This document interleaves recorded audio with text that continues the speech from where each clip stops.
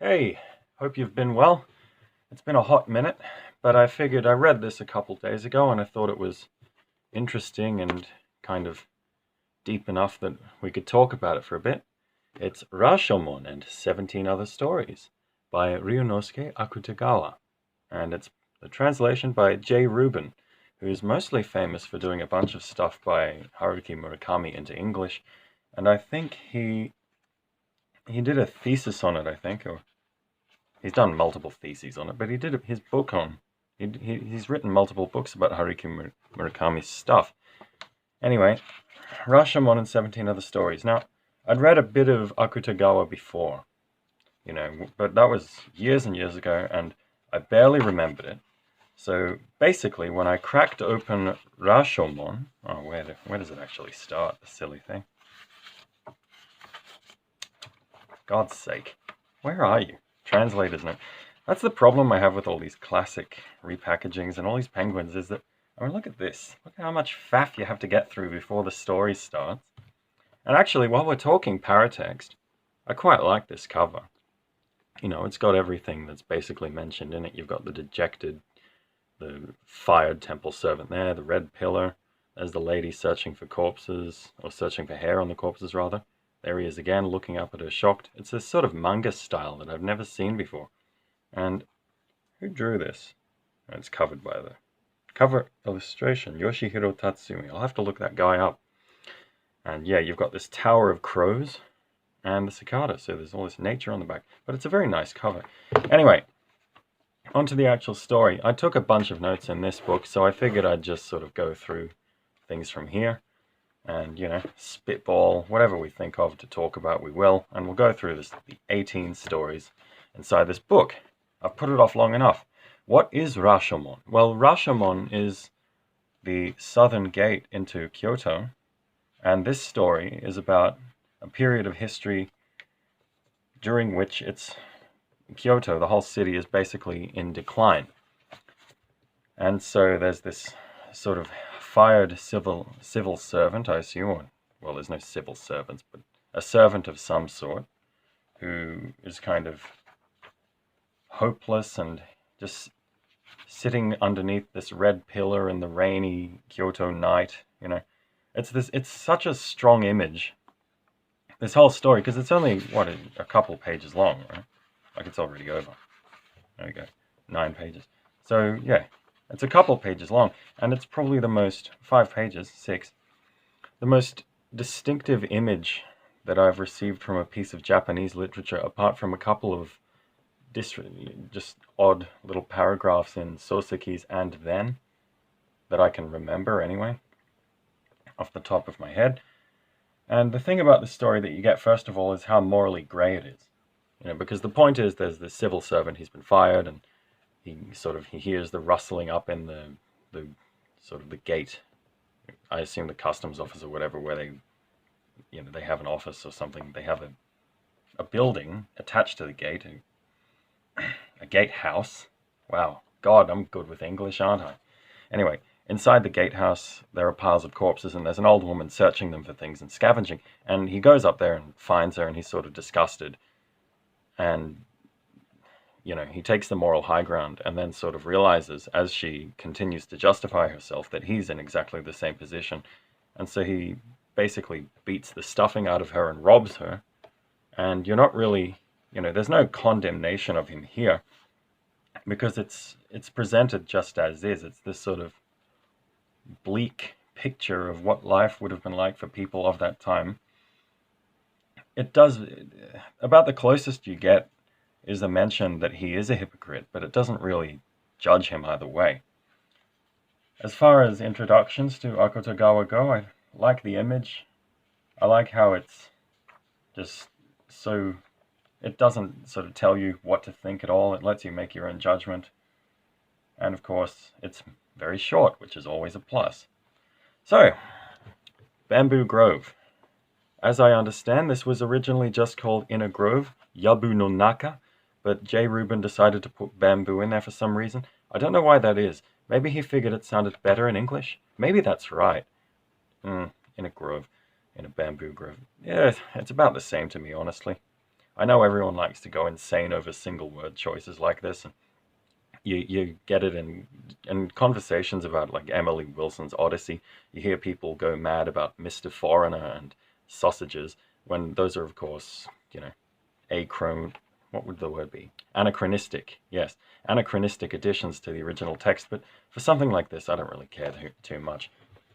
Anyway, what really struck me about this story, In a Bamboo Grove? Okay, first of all, I just want to talk about something that it reminded me of, right? Which might be the wrong way to go about it, but I want to talk about that first. Now, there's this old Byzantine story that was bandied around by... What was he? Was he Assyrian? He was Assyrian.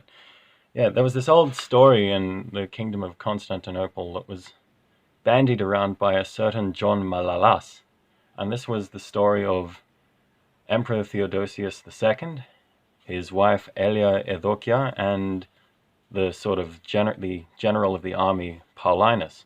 And what happened in this story was that Theodosius was out hunting one day, and he found a golden apple in a grove, and a Phrygian apple, we'll call it from now, because that's, that was what they called it, because that was just the area in which he hunted. So he brings this Phrygian apple back to the kingdom, and he presents it to his wife. Now, in Byzantium, giving somebody an apple is basically... I'm not recording. Oh, yes, I am. Giving someone an apple... I was afraid there for a minute, because I couldn't see the numbers. I'll move the book up. All right. Giving somebody an apple in Byzantium is basically a symbol of love. So, you give him that, and it's like, ooh, what are you trying to suggest to me? So he gives his wife the apple, and it's a very wholesome sort of gesture. And then, through one mechanism or another, Paulinus, visiting Eudokia's chambers, sees the apple, and she gives it to him as a gift. And then Paulinus decides, hey, this would make a pretty good... Because Paulinus doesn't know that it came from the king. And so he says, this apple would make a pretty good gift for the king. And he gives it back to the king. So it's this circular journey. But the king, therefore, by receiving the apple, he knows that Paulinus has betrayed him. And he kills him. And he exiles his wife, and she becomes a nun. And, well, the thing about this story is that we don't know if it's true, because John Malalas was one of these historians who tended to make a lot of stuff up. So it's an interesting bit of apocrypha, but it's probably just rubbish. But it reminded me, this brought that to mind, because this story, In a Bamboo Grove, which, wow, it's actually been 2 minutes since I turned the page and I haven't even started talking about it. I'm sorry about that. We should get on with it. So In a Bamboo Grove is basically a story of the investigation of a man who's murdered in a bamboo grove by a bandit. And his wife is taken away, or his wife goes away, or it's not quite certain what happened, but we'll get to that. So it's kind of from the perspective of the questioning magistrate, who's going around trying to figure out exactly what happened to this guy. So we start off with the woodcutter, this is true, Your Honor, I'm the one who found the body, it was like this and this and this. And he gets closer and closer. So he talks to the traveling priest who saw the man who was murdered last. And he talks to, the policeman who captured the guy who killed the man who's dead in the bamboo grove. Although it's interesting because I read a bit about this. And it's not a policeman. What they call a policeman here is another criminal who was... And they did this in this period in Japan. It was another criminal who was conditionally released if he could catch somebody else. And then, you go to the old woman who is... My daughter was married to the dead man. So we're getting closer and closer, and you're finding more and more of the history about what exactly was going on and how they ended up, one captured, one in a nunnery, and the other one dead.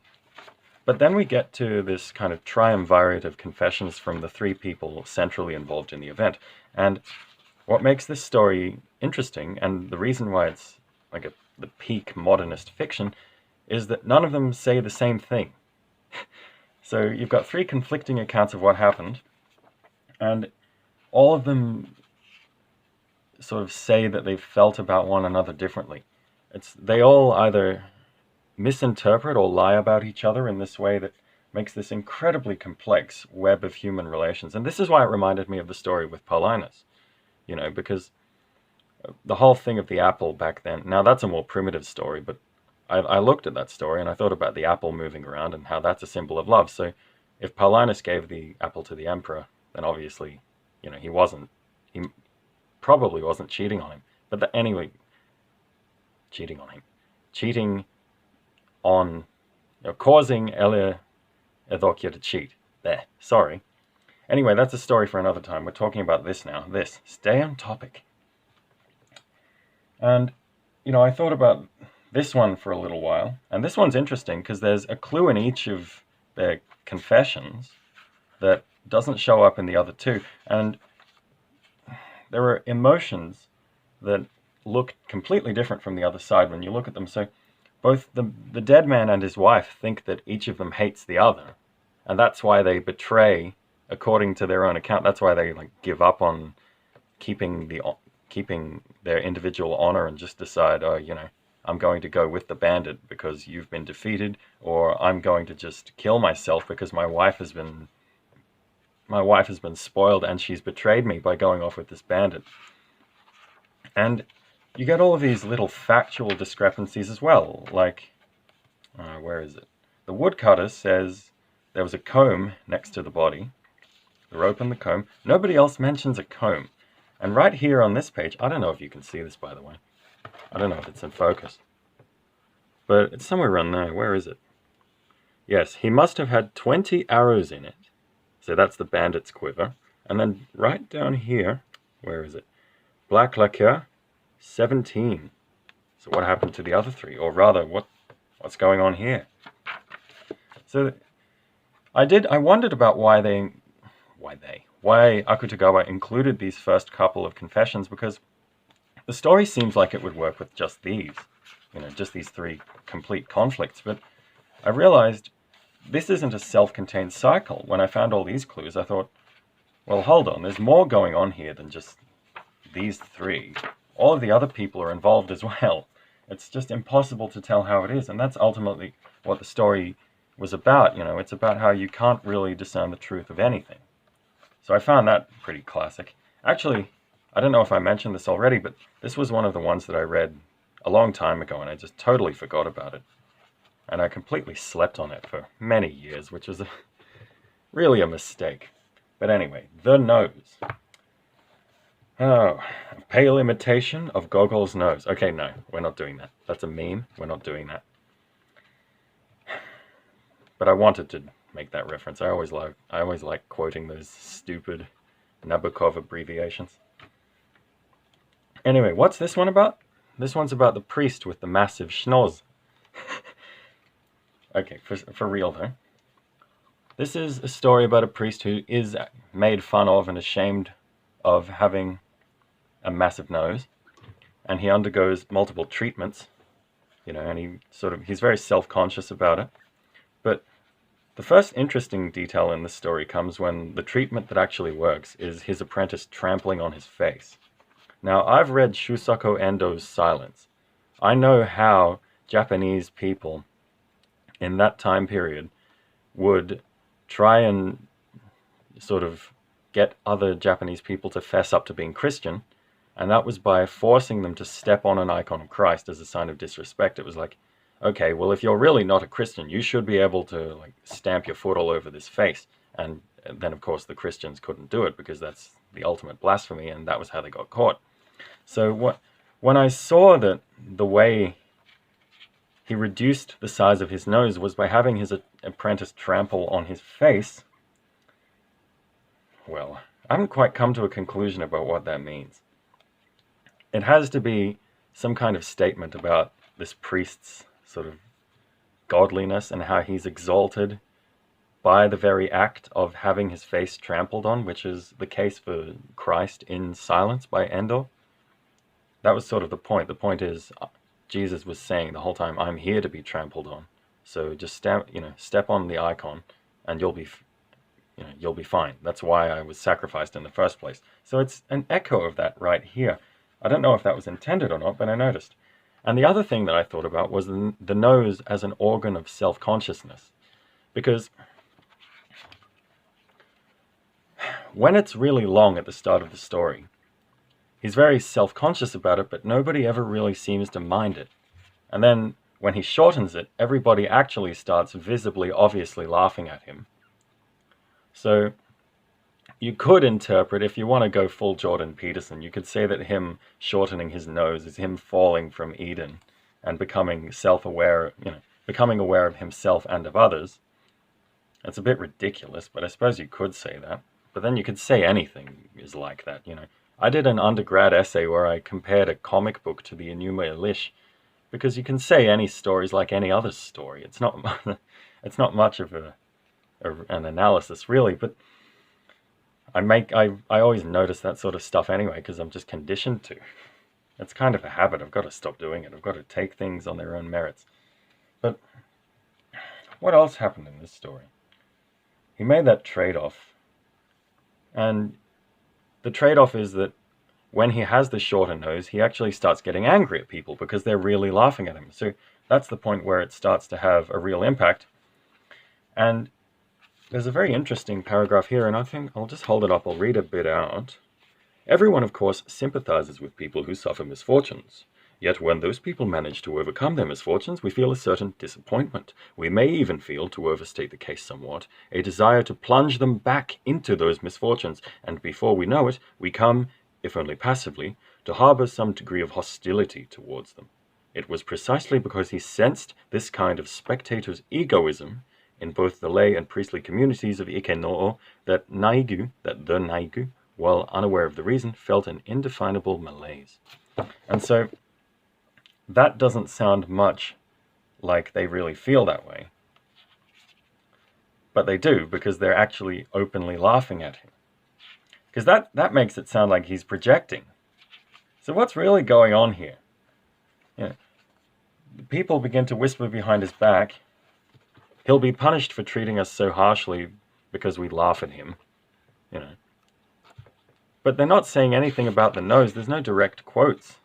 So he has no idea what they're laughing at. It's just like Bamboo Grove. You don't actually know what's going on. And of course, it ends with the nose going back to its normal size and him feeling relief. Which is, how else could it end? It's the growth. He went down into this sort of noseless state, and he returned. And by the end of the story, even though his nose is massive and ridiculous, he's saying, no one will laugh at me anymore. So there's a lot there to think about, and I'm only scratching the surface with these because I haven't read anything else by Akutagawa but this book. And now what? Dragon, the Old Potter's Tale.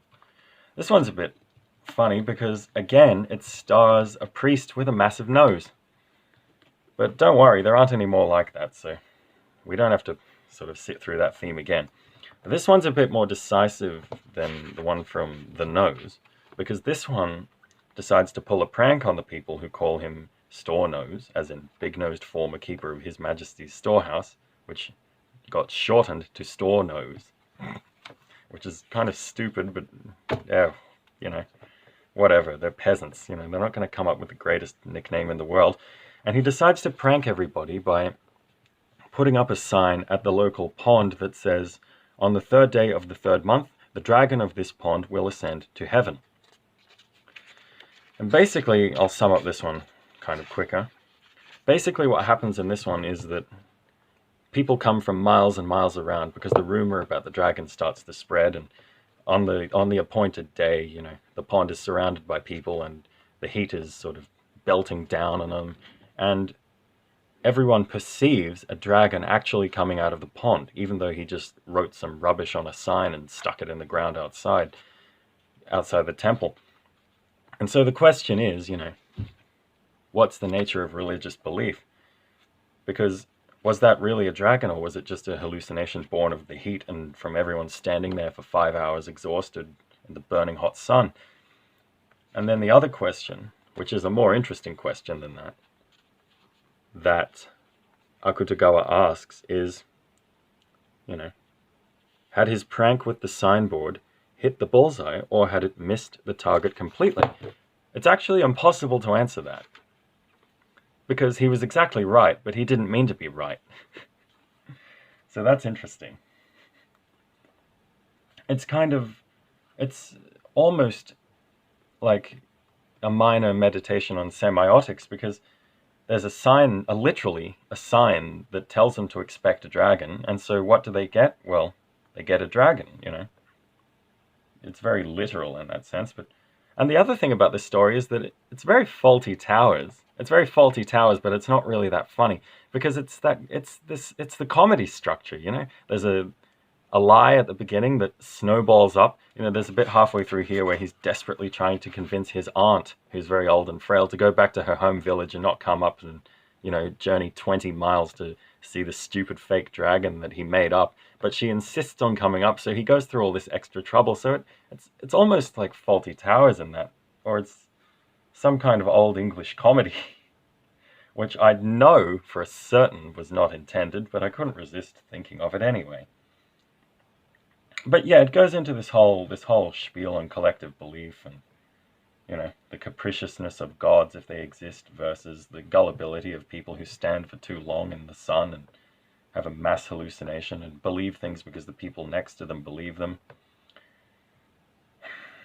But it also has this idea about repurposing cruelty.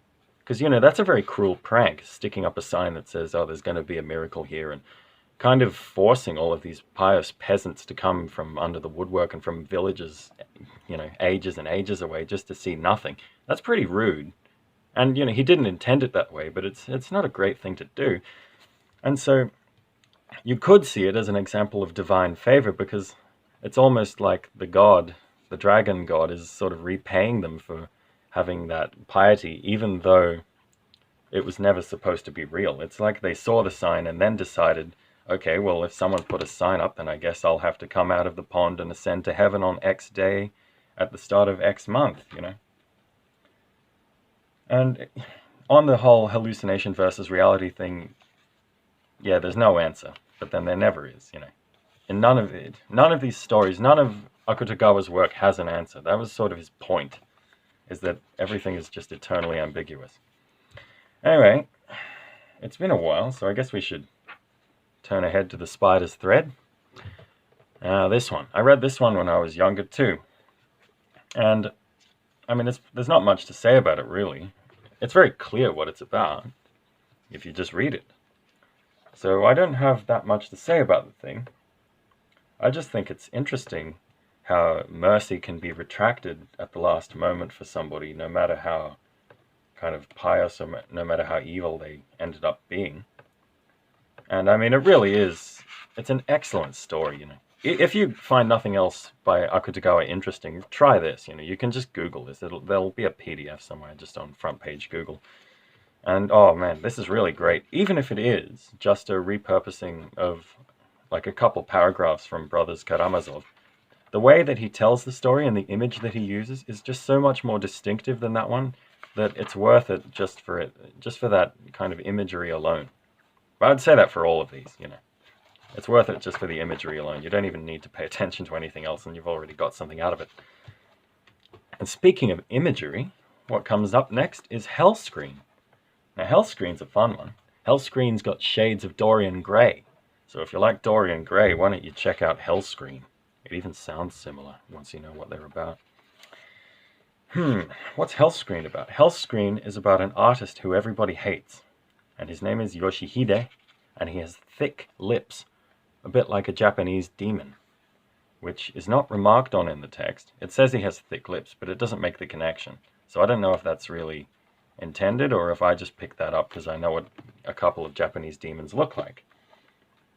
But it makes sense for him to look like a demon because he paints this screen, basically, and it's just the most awful thing. There are a couple of interesting details about this story, and one of the most interesting from a structural perspective is the fact that Akutagawa describes the screen, even though it's not painted yet. Excuse me.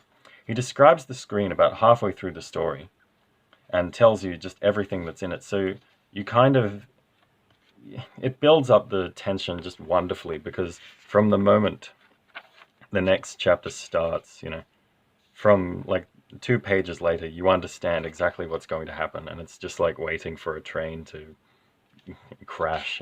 It becomes this nightmare vision, because you can go back and look at how the painting was described. Because this is one of those paintings where it's one of those situations where, oh, I can't paint it unless I've really seen it.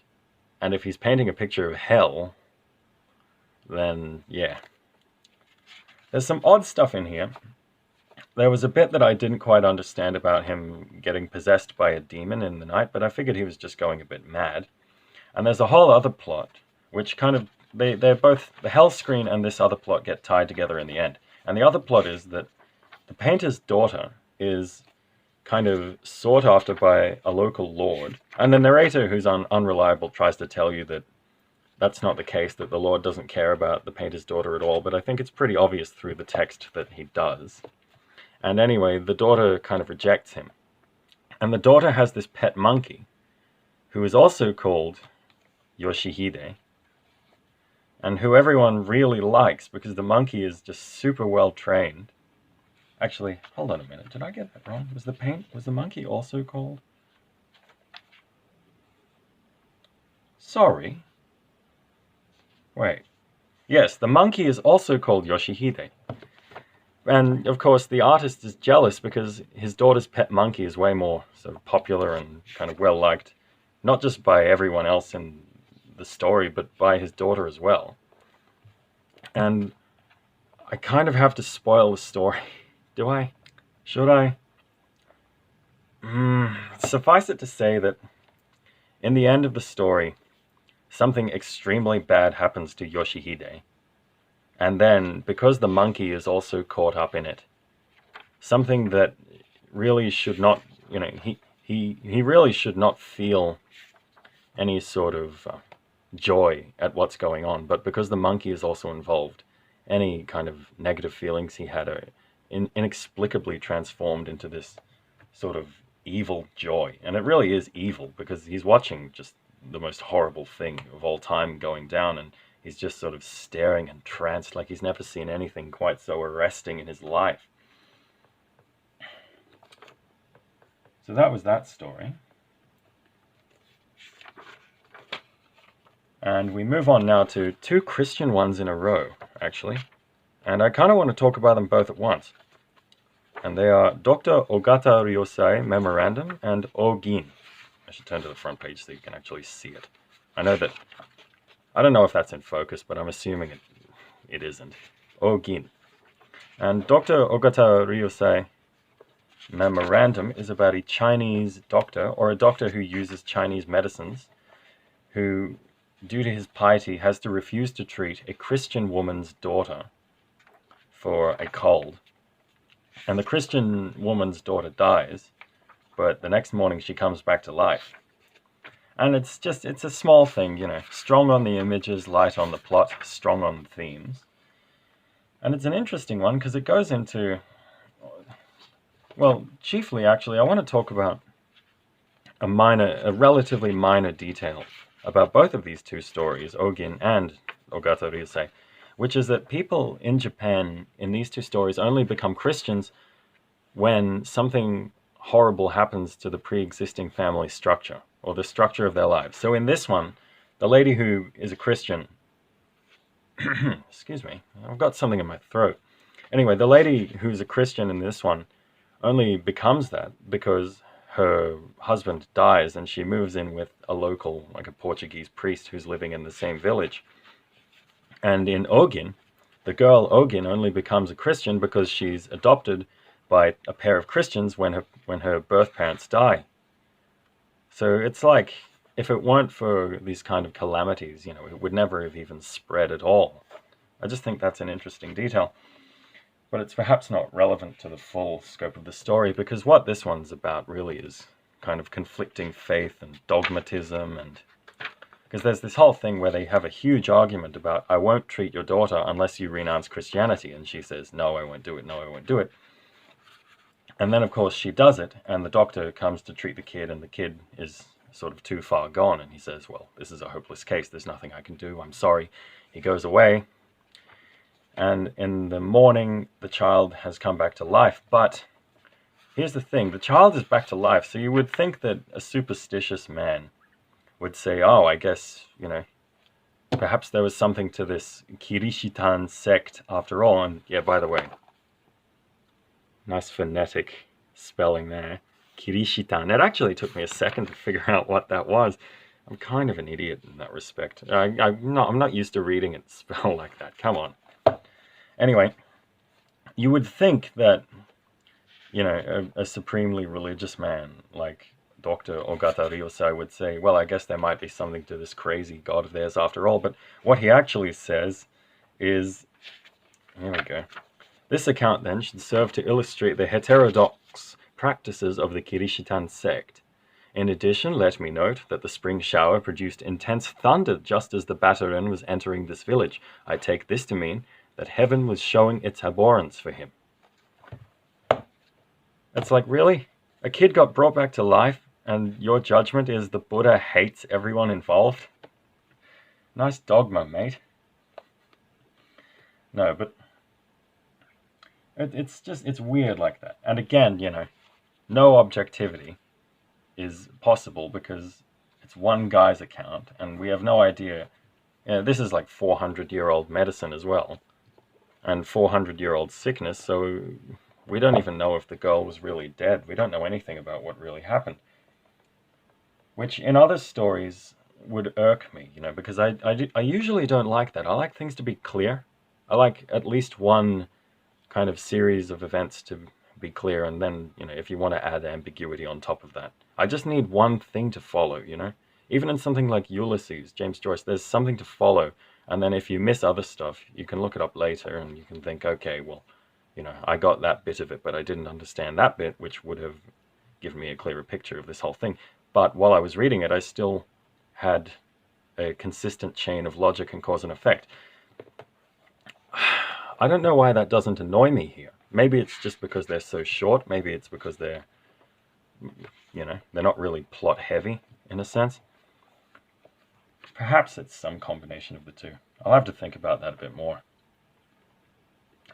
But it does go into this whole debacle of the Portuguese traders and priests and their social status, and how the widow is like the shame of the village because she's moved in with the Portuguese priest, and everyone thinks, of course, that she's doing favors for him and all of that sort of thing. And well, who knows about that, of course. And again, just like silence, the whole point of Jesus is to be tread upon, This whole thing about how the evil sect did their crazy rituals around the girl's body, and I had her trample on the cross, and there it is again. His whole demeanor is just another way of trampling on Jesus' face. Anyway, we should move on, because that's a really short one, and I've done less than half the book, and it's already been half an hour. Ogin. So what happens in Ogin is basically concentrated towards the end, although there are a few notes a bit further back that I want to talk about. And Ogin is funny because it reminds me, and this is going to sound ridiculous, but it reminds me of what really smug people say in YouTube comments and on Reddit. Not that I try and go on Reddit because, God, that's like a vision of hell right there, but, it reminds me of what smug anti-religious people say, which is that, why would I want to go to heaven? All the good people are in hell, all the cool people. And I don't know who said that originally. It was probably George Carlin or Frank Sinatra, one of those sorts of irreverent cultural heroes who were all the more so because they agree with the current doxa. But anyway, I bring that up because the kind of climax of this story is that these three people, Ogin, the girl, and her adoptive parents, are all Christians, and they're about to be burned at the stake for being Christians, until Ogin says, look, my parents died before Christianity came to this land. They're still pagan. If I went to heaven, I wouldn't be able to see them ever again, so I'm going to recant the faith, and I'm going to see them again in hell. And then her adoptive parents say the same thing, and they all get off the cross and basically, give up Christianity. And that's the end of that. But this is an interesting one because there's this kind of hint of Well, I mean, you can judge this bit for yourself, right? Among the many stories of Christian martyrdom, this one has been handed down to posterity as the single most embarrassing failure. Which is fair enough if it's about Christian martyrdom, of course, because if you look at it from the perspective of Christian martyrdom, then they got to the last great trial and then just gave up. So in that sense, it's actually an echo of the spider's thread, you know? Where's spider's thread? Where are you? In spider's thread, you know, the bandit is like one tiny bit away from climbing out of hell forever, and then he gives up at the last second, or he makes a mistake at the last second and falls right back down. And the same thing happens here. But if you look at it from another perspective, right? So from Christian martyrdom, it was a failure, obviously, because instead of dying on the cross, they just said, screw this, I'm not doing this, and got off. And then the entire crowd of spectators, men and women of all ages, not one of whom had any grasp of what the Heavenly Lord even was, conceived a tremendous hatred for them. It may well be that the crowd felt cheated out of the promised burning at the stake. Now, I might be alone in this interpretation, but I don't think they felt cheated at not being able to see a couple of their countrymen burn. I think it was more that they were disappointed that the three weren't stubborn enough and, you know, sort of, what would the word be? They didn't have enough perseverance to just stick it out and die when they were ordained to die. Because, of course, the Japanese have this whole thing, they still have it, this whole big thing about, you know, honor and sticking to your ideals and all of that. And so these guys, I don't think the peasants would have been that happy to see a bunch of their countrymen just come up against the first sign of trouble and just immediately give up. I mean, that made, you know, I may have just made all of that up, but I think it would combine with that. After all, he doesn't say it was because, it may well be. So that gives me the room to say whatever I want, right? Okay, not whatever I want. A few more things than perhaps may have been intended. And the other thing that really interested me about this story was, this one's told from a more Christian perspective, right? So there are actually a couple of appearances of Satan. And the first appearance, where is it? It's somewhere. There's a certain phrase I want to pull up like it's a computer. There's a certain phrase I want to show you. Satan laughed and clapped his hands with joy. Yes, Satan laughed and clapped his hands with joy, but he was obviously more than a little angered by their courageous demeanor. Later, alone again, he spat in disgust, and transforming himself into a great millstone, he rolled into the darkness and disappeared. I was reminded by that of the stone in front of Jesus' tomb. And that stone was rolled away so that other people could see the miracle that had happened of the resurrection. So I wonder what this stone rolling away means in the context of this. This happens just as the three Christians are arrested. So it's like it's happening in reverse. Excuse me again. It's like it's happening in reverse because the stone rolls away and then they're chucked underground.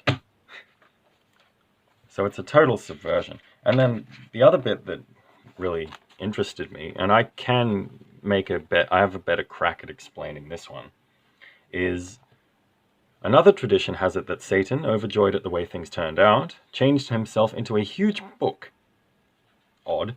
And flew around the execution ground all night. And then you say, was it really so great a victory for Satan as to prompt such excessive celebration? And I would argue, yes, it was, and we know that because of the book of Job, where God and Satan fight for quite a long time over just one human soul.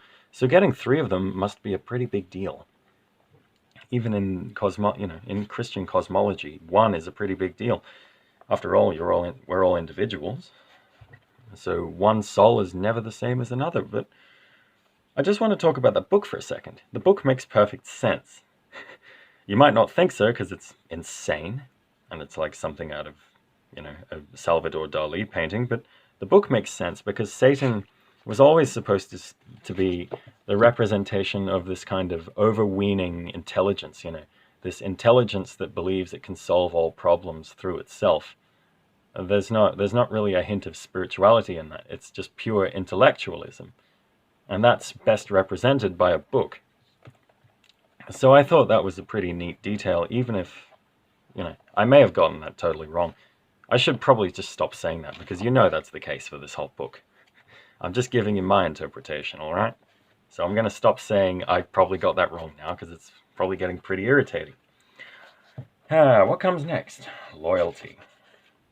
I don't know. I read this one and I found it interesting just because it portrays that kind of classical Japanese kind of social strata sort of thing, where you've got this image of a cuckoo which which sort of puts its eggs in other birds' nests. And the cuckoo is this kind of minor lord who lives under the shadow and under the wing of a greater lord, and who kind of goes mad. He's a sufferer of frequent seizures, and he's sort of continually agitated by his sort of his kind of crap social status. It's a sort of especially grating thing in such a stratified society. And he comes to much trouble for that reason. I won't talk about the story that much, because this one's, you know, it's got a good plot, so I don't want to talk about the plot so that you can read it, while the others are just sort of images and, you know, things to think about. This one is very much just an episode of Japanese history, and it shows off all of the kind of peculiarities of the Japanese social graces very well. You know, there's a bit where the minor lord, whose name is Shuri, offends somebody, and that somebody has to actually step into another room and just take a second before he can allow himself to even be offended. You know, it's so like formalized, and it's so, what would the word be? Well, just that, you know, it's so like formalized and so stratified that this guy can't even allow himself to show emotions when somebody's been incredibly rude to him, you know? And it was a very rude comment, but you'll see that for yourself if you read it, you know? What else? I'll just consult the notes, because I don't remember this one quite as well as the others. Yeah, actually, the other thing that I kind of noticed, but then I read the notes for this story around the back, and it was sort of made more explicit, is that you get this panoply of incredibly formal Japanese names. You get the name, where are they? There's names like Sado no Kami, and especially, they're all near the end, because all of the guards sort of come in near the end, and they're all named individually. And they name all of these individual guards just to give the palace a sense of incredible kind of specificity, and to give the whole operation the idea that everyone has a role, and it's an incredibly grand and specific role, and they all know exactly what they're going to do at any given time. You know, it's all that sort of social cog stratification stuff again. So you have, you know, the senior and junior counselors, the Buddhist attendant Kuroki Kansai, the shogunal guard named Homa Sadagoro, the chief patrolman Kuge Zenbei, other foot patrolmen such as Tsuchida Hanemon and Komoda Niemon. I'm sorry about my pronunciation, by the way, but it can't be helped. Shogane. So you get all of those names that kind of form this wall of authority that surrounds everything that happens in the story, you know? And I thought that was an interesting stylistic idea. But I guess we'll move on to... Oh man, we're halfway through the book and we've got a 43-minute video. This is getting ridiculous. Anyway, the story of a head that fell off. God, I love that title. What's this one about? Well, it's a pretty obvious metaphor because it's explained. A guy's head literally falls off, or not literally, but he practically gets his head cut off. His head falls off, in a sense. And this is in, like, what war is this? The Sino-Japanese War? It's one of the wars. Where are you? I should know this. Yeah, the Sino-Japanese War. I knew that. I just wanted to be sure. This guy fights in the Sino-Japanese War. He nearly has his head cut off. He kind of finds a spot of respite away from the fighting and decides, oh, my previous life was a complete mistake. I made all the wrong decisions, and that's how I've ended up here lying in this wheat field with my head lolling off. So I'm going to completely change the way I do things from now on, he thinks deliriously to himself. And before the war, he was a very kind and upstanding sort of guy. And after the war, he becomes a complete bastard. So what happens afterwards, basically, is that he gets his head almost cut off again because he gets into a bar fight and somebody glasses him. And the first time around, the reason it happened was that I assume he got dragged into war and sort of forced to be in a position where his head could be cut off. So again, there's no moral there. It's just, it's very Kierkegaard, you know. Get married or do not get married, you will regret it either way. It's that sort of thing. But there was an interesting thing here that I found where, okay, let me find the part where he's lying in the wheat field. Okay, here it is. He was not entirely... He saw a great many shadow-like things that were not actually there. He saw his mother's slightly grimy apron. And so we can... Throughout the next couple of visions that he has, you kind of see this whole rebirth where he relives his childhood through a series of visions. So you have the mother's apron. So that's obviously like infancy and childhood and, Mum, I can't do this, help me out with this, and having to rely on the parent for everything.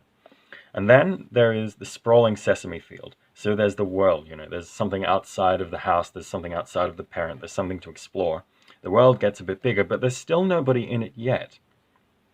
Because he searched for an image of himself or his brothers standing there, but there was no sign of anything human. So he's just discovering kind of what it is to exist in the world at that time. And then something strange came slithering across the sky. One of those long dragon lanterns they carry through the streets on the night of the Lantern Festival.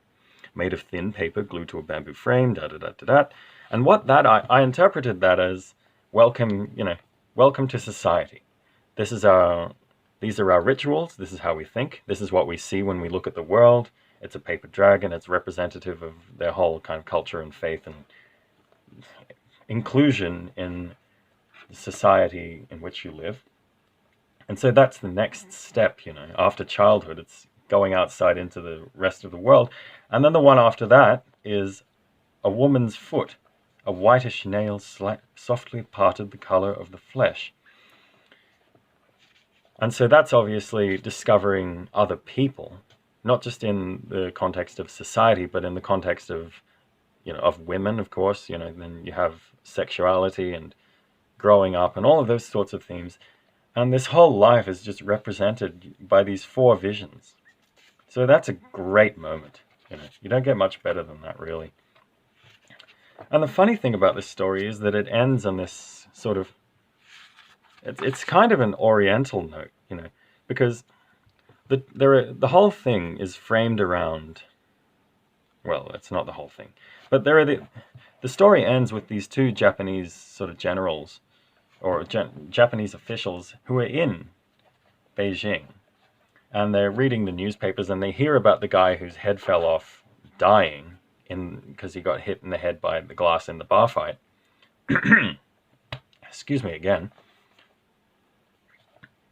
He got hit in the head by the glass in the bar fight, and he died. And they read about it in the paper. And they read about, he was really a nice guy before the war, and then he got a wound in the battlefield, and he turned into a complete bastard. And his head fell off, basically. And they read about it, and they're like, what the hell is this? A thing like this could only happen in China. And I read that, I thought that was strange, because that sounds like something that James Clavell would have said in Shogun, or some other silly jingoistic book like that. But they take that statement seriously, and they go on about how the sort of backstory to that newspaper article about how he was a bastard and all of that sort of stuff. And he says, it's important, even necessary, for us to become acutely aware of the fact that we can't trust ourselves. The only ones you can trust, to some extent, are people who really know that. We had better get this straight, otherwise our own characters' heads could fall off like Xiao Er's at any time. This is the way you have to read all Chinese newspapers. So that's food for thought right there, isn't it? I didn't know what to make of that, really. It goes back into the whole thing where he was a nice guy and got drafted and then decided. And it's an interesting twist because you read that story and there's a kind of a half page of him riding on the back of his horse through the forest, and with his head just barely hanging on, and saying, oh, this was a mistake, how did I end up here, like Solzhenitsyn in the Gulag, and then deciding the complete opposite of what Solzhenitsyn decided, which was, well, not the complete opposite, but for a different reason. He's decided I was too meek. Instead of sort of rebelling and being tough when I should have been tough. Hold on, that's not the opposite. That's exactly what Solzhenitsyn decided in the Gulag. But in a very different context, such that it looks like a contradiction from the outset. And then you realize it's always exactly the same. This is how people change their minds, by looking back and realizing, I have been quite the fool during this past period of time, and that's why I am where I am. And that's a little bit present in Green Onions as well. Now, I kind of liked this one. And not just because it starts with, I plan to write this story in a single sitting tonight in time for the deadline I'm facing tomorrow. Although I do like that detail. That got me curious at the start, because right away Akutagawa just admits that what he's saying is just a complete work of fiction that he has to write because he needs to eat. You know, and whenever an author does that, it starts to interest me, because they wouldn't be as renowned as they were if they were just doing it for a joke. If he really had to write the story tomorrow, he didn't have to tell us about it. I think that actually very much changes the meaning of what's going on. So he relegates his characters to complete fiction. And why does he do that? At the end of the story, he says something about, where are you? There we go. Goodbye, O Kimi. Step out again tonight, as you did last night, gaily, bravely, to be vanquished by the critics. So it's like he's using her very self-consciously as a shield. But at the same time, by putting himself in the story and saying, you know, oh, I did it, I finished the story, the sun should be coming up any minute now, he's kind of admitting that he's using her as a shield and saying, well, you can castigate me for this if you want, the fact that I wrote this at like 3 o'clock in the morning before the sun came up because I needed to eat. And there are a couple of mentions of the deadline in here as well, where he just says, you know, oh, I'm not going to talk about this detail, it doesn't matter because I've got to get through this story, so let's just keep moving on. And this story is about a fanciful artistic girl named Okimi, who nonetheless has to deal with the unfortunate realities of life. She distracts herself as much as she can, you know, with art, and with sort of mid-brow art, as I understood it. Not really high-flowing stuff, but just kind of fanciful stuff that's not so awesome, but good enough. And there's a great image here of a portrait of Woodrow Wilson that she thinks, that she sort of fantasizes and believes is a portrait of Beethoven. And this portrait... Sorry.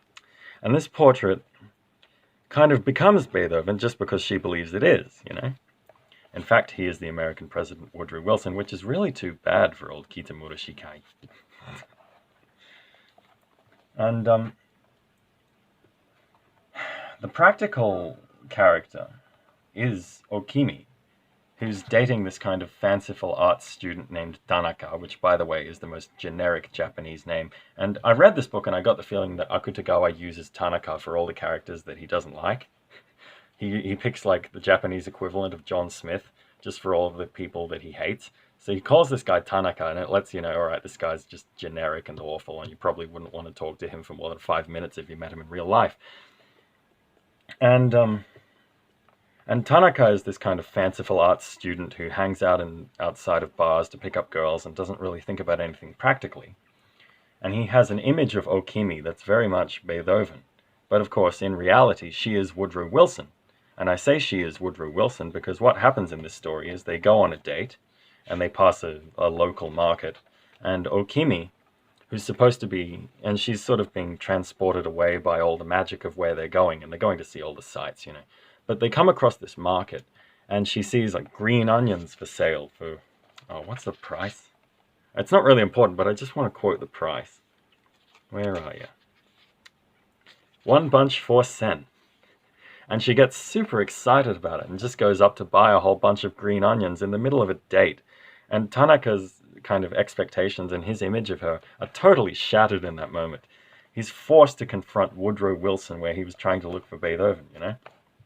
So I thought that was a great detail. But I haven't really read too much from this. I've just sort of looked at individual words and taken my cue, but I wrote something in here that I want to read out as well. And it kind of goes back to the authorship, the issue of authorship and Akutagawa putting himself into the story. And it was, perhaps his frequent mention of the deadline in this story is a surrender. You know, he's saying, I'm defenseless, here's my heart, this is a slice of life, a slice of green onions. Cutting through on this, what is that? Yes, cutting through the illusion of a transcendent experience, like the smell of green onions. And that's kind of what the whole story is, really. I only have one more thing to say about this one. And that is that Okimi is a waitress in a small bar, and there's another waitress who really hates her and who's this kind of bestial figure who likes all sorts of lowbrow things and hates Okimi just for being who she is, because she's a very beautiful girl and she gets all the male attention. So this other girl, Omatsu, is very envious of that. And she's kind of a pig. You know, not to be rude or anything, that's how she's described.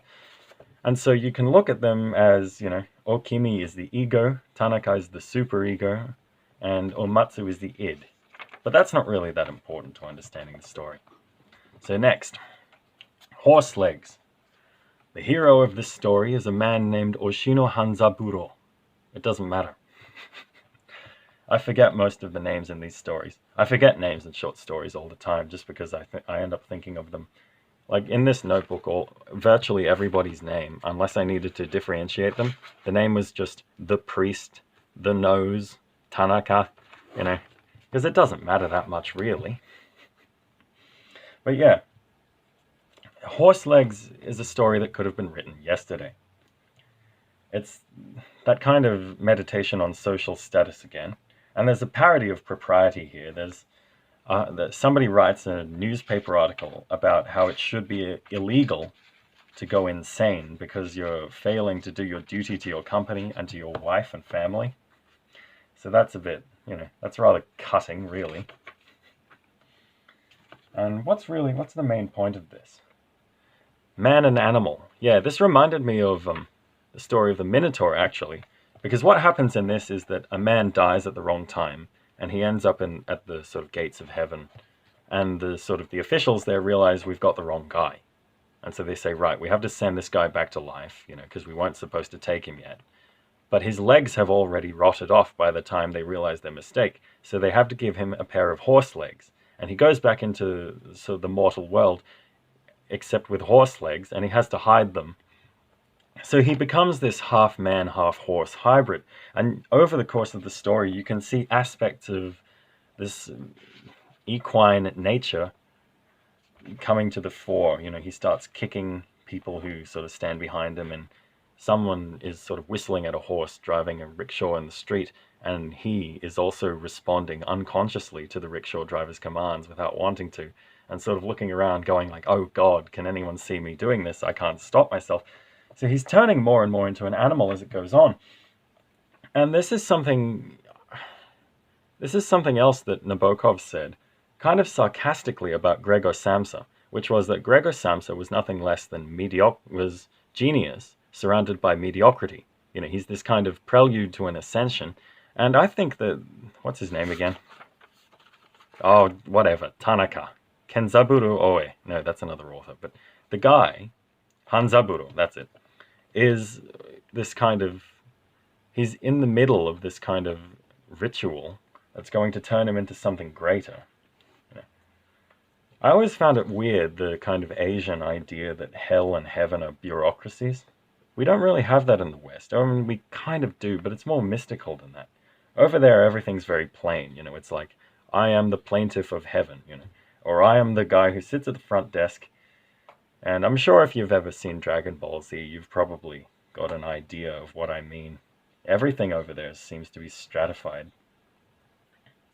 But anyway, horse legs. What else do I have to say about horse legs? Yeah, actually, there's another Christian thing here. No, before the Christian thing, I just want to say that that whole thing about making mistakes in heaven, what it really reminded me of was Monkey, Arthur Waley, with Sun Wukong wreaking havoc in heaven before the Buddha decides to stop him by making him leap across the palm. All of that sort of stuff. And for some reason, at the moment, I thought of Dragon Ball, but it's the same thing anyway. But yeah, there's another Christian note here, because he reveals the horse legs to his wife. He goes away and he runs away, and that's when the satirical newspaper article is written about him. And he comes back and lets his wife see the horse legs. And she calls out to him 3 times, but can't approach him. So she effectively denies him 3 times, just like Simon Peter before Jesus went up on the cross. So again, yes, the whole story is about this prelude to an ascension. I know that's probably not intended, but I can't resist pointing that out. I know it's ridiculous. I don't care, I find it funny. Now, okay, what comes next? Next is all the personal stuff. Now, I didn't know much about Akutagawa before I read this book, and I wouldn't exactly call myself an expert now, and neither would you if you've listened to the past hour. My God, we've been going for a long time. The past hour of this kind of quasi-analysis.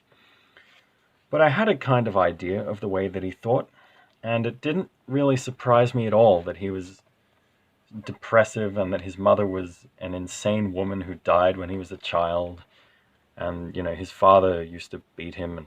No, wait.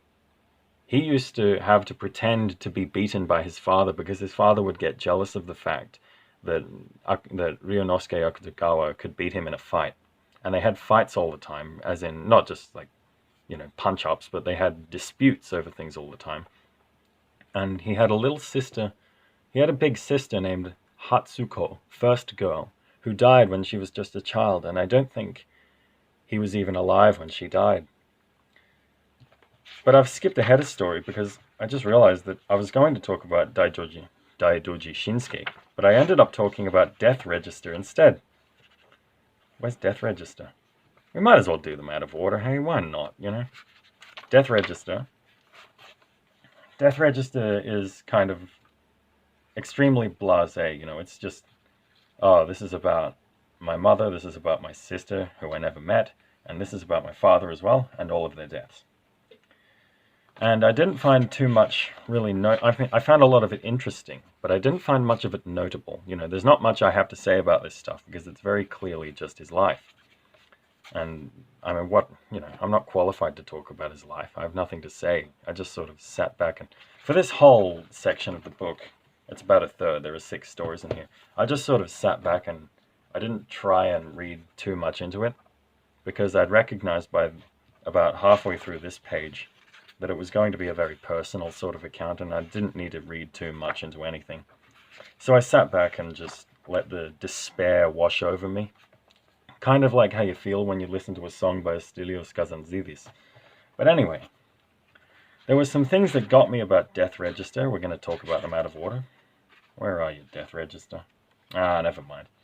There's this whole thing near the end when his father dies, about his father kind of recalling the battleships and the flags of his youth because, Sino-Japanese War and much older wars. But of course, we hadn't seen the start of Japanese war symbols yet, because this is pre-World War II. The more distinctive Japanese symbols of imperialism were yet to come, and his father's death, although this is a totally anachronistic point, his father's death kind of precipitates all of that stuff, And there is another thing as well. In his father's account, a day before the old man dies, he goes away and has like a dinner with a friend of his in another city. And he meets eyes with this certain geisha who kind of... Well, what would you say? When I read ahead, I realized that Akutagawa had several affairs. I read other sources. And he cheated on his wife a whole bunch. So I think that he notices the geisha for that reason, By this point, by the time his father dies, I think he's just very used to noticing beautiful women, which is kind of an interesting point. But I didn't have too much else to say about that one, so we should go back to Shinsuke's early years. And Shinsuke's interesting, you know. And Shinsuke's interesting because it kind of flirts with this Oedipal idea of Shinsuke, who is really very obviously, you know, a stand-in for Akutagawa, with a couple of the facts probably changed around. Shinsuke was a boy who had never sucked his mother's milk. And he's quite ashamed of that for many years. And to make up for that and to kind of conceal his secret, he does a lot of daring things. You know, and he's a shy kid, but people dare him to do stuff, and he gets into lots of fights. And he's very cowardly, and he masks it by doing incredibly courageous sorts of things. He masks it by just completely going off the deep end in the other direction. And as he grows up, his superstition that basically he will never be a proper man because he never drank his mother's milk, that superstition disappears, and he starts to feel an affinity for cows. And again, you know, I read all of this in 1 or 2 sittings. I'd just come off Horse Legs, where we talked about animal turning into man and man turning into animal. I was thinking about Asterion again, because there's this whole bit down here. It became a point of pride for him that he'd grown up on cow's milk. Shinsuke recalls going with his old uncle the spring he entered middle school to visit a dairy farm that the uncle owned at the time. He recalls with special clarity feeding hay to a white cow that ambled right up to him when he leaned over the fence, the chest of his school uniform just barely coming up to the top rail. Looking up at him, the cow quietly pressed its nose into the fistful of hay. There was something nearly human in the cow's eyes, he felt. Was it his imagination? It could well have been. You know, the white cow looks at him with a real fondness, so he feels affinity for animals as he himself becomes an animal. So I thought it was interesting that, and I thought maybe there was something, like, I don't know how much of this actually applies to Akutagawa, but I thought that if this had been inspired by something in his life, then perhaps the horse legs is another take on that same idea, and that's where he got the idea for horse legs. But turns out my phone doesn't like it when I record for too long, but I'll just stitch these 2 clips together and it shouldn't really be a problem. Anyway, we're going to keep going on Daidoji Shinsuke just for a bit more. Just because you can see that the seeds of his identity are very obviously there. You know, there's a very strong sense of self. There's a sense of what it means to be surrounded by other people. He feels contempt for most other people, and all of his friends he considers to be more intellectual opponents who he fights with all the time, much more than they are friends. You know, he buys and sells books all the time, and sometimes he buys his own books back at a markup because he feels this ridiculous, what he thinks of as ridiculous sentimentalism, and he reads all of this Western stuff just like Akutagawa did. And the thing about Akutagawa was that he was basically a fully formed writer, because when he wrote like his first 2 short stories, Soseki Natsume just basically said, this guy's one of the greatest authors alive at the moment, you know, and I want to sort of take him under my wing. And so he was born fully formed, you know. And I think that's because of the detail in this story, Shinsuke, about how he's kind of very aware of himself, and he has these sort of strong sense of pride and non-belonging. And it's a very consistent sense as well. It kind of crops up again and again in all of the contexts of this story. Whether you're talking about mother's milk or friends or school or buying and selling books. So what came next? Writer's craft. Well, what I'm going to say about this story, first of all, is that being appreciated for the wrong thing is a feeling that I know very well, and I don't doubt that more than a few of you would probably know that same feeling. But it's fun because it goes back to old Potter's Tale, this story, in that there's a true emotion that springs from a false basis. Because there's this whole thing where this literature professor, well, he's not a literature professor, he's a lieutenant, or he's he works for the Navy basically, and he's like a clerk. And one of the things that he has to write for his job is a eulogy for a captain he never knew. So he just craps something out in like 20 minutes before he has to teach a class. and goes back to working on his sort of great personal work, which is the life of Saint Christopher, I think. And the critical reception to his personal work that he works on for hours and hours alone in his study in his spare time, everyone hates it and no one understands it. And the eulogy that he just like craps out in 20 minutes is received as the best thing ever, even though he just fills it with cliches, and it's just an awful piece of crap. So that's what that story's about. But it ends on this interesting detail where he says, after the funeral, he like goes out and drinks, and he says he goes out and pisses against a fence in the dark, and it says he was unable to see his own piss. And you can take that as a metaphor for I have no idea of the quality of what I'm putting out. So I thought that was a fun thing. And there was a great sentence here as well. Where is it? There it is. "Oh no," the man sighed, as if dismay itself had become a human voice. I just think that's a fantastic phrase, you know. Once you've written that phrase, you're done. The story's perfect. Don't touch it. What came next? Baby's sickness. Yeah, I didn't have much to say about this one either. You know, although there was a bit here where the protagonist's son is sick, obviously, the baby, and he's kind of pretending to be very stoic about it, but you notice more than once that there are some things that he sort of forgets to do and details that he should understand that he doesn't understand. And he's very superstitious about things like, he's very careful about things like, he's very careful not to break his shoes because he thinks that breaking the shoe will somehow lead to the baby's death. And when he finds a bit of his tooth has actually chipped off, he becomes very fearful about that as well, even though he pretends to be this modern rationalist. So I guess it's about how being a parent it kind of overrides any sort of rational faculty you've got, which is fair enough, I think.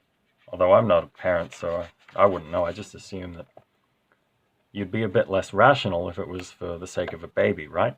Like, that makes sense to me. What came next? Life of a Stupid Man. This is the big one. This is another one that I read when I was very young and I didn't understand it at all. But that's okay, I think, because you kind of need to know about, you have to know a fair few things about his life to kind of understand a lot of what's going on here. And because of that, there's not much that I have to say about it, just because everything I knew about him I got from this and the preceding 185 pages, not all of which I read because I don't read introductions.